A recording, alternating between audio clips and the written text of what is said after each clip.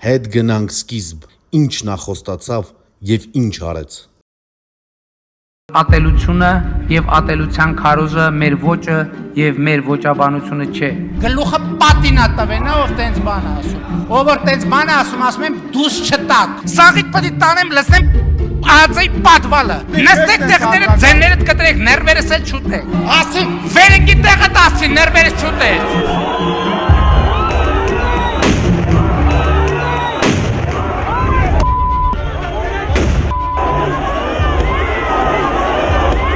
Հայ ժողովրդի յուրաքանչյուր զավակ լիաթոք շնչելու է Հայաստանի Հանրապետությունում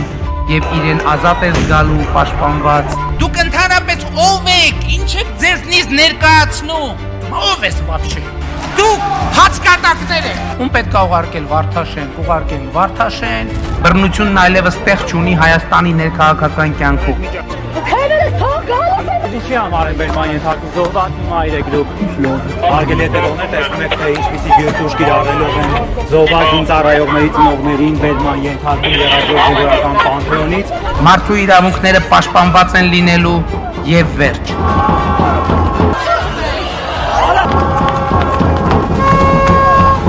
Հայաստանում արտոնյալներ չեն լինելու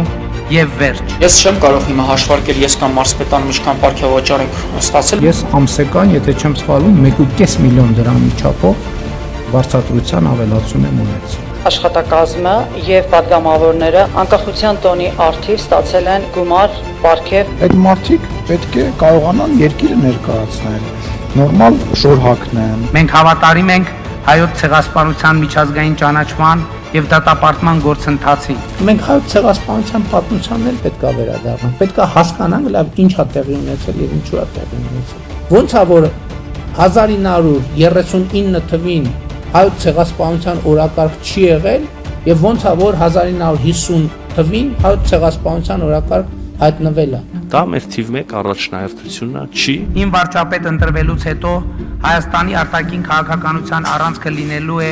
Հայաստանի եւ հայ ժողովրդի հավաքական շահը։ Ցավոք սրտի պատերազմի ընթացքում մենք չէինք հասցրել ձեռք բերել այն անհրաժեշտ հրթիռները, որոնք հնարավորություն կտային Su-30 SM գերժամանակակից զենքը կիրառել իր նշանակությամբ եւ հզորությամբ։ Այսօր հայոց արժանապատվության միջնաբերդի Շուշիի ազատագրման 16-րդ տարեդարձն է։ Եվ ես նախ եւ առաջ ուզում եմ բոլորիս շնորհավորել այդ դարակազմիկ եւ շրջադարձային հաղթանակի առիթով։ Շուշի մեկ դժբախտ, դժգույն քաղաք էր, մեզ պետք էր Շուշին։ Մենք պետք է կանգնեցնենք սա։ Ես բերելու եմ փոփոխություն։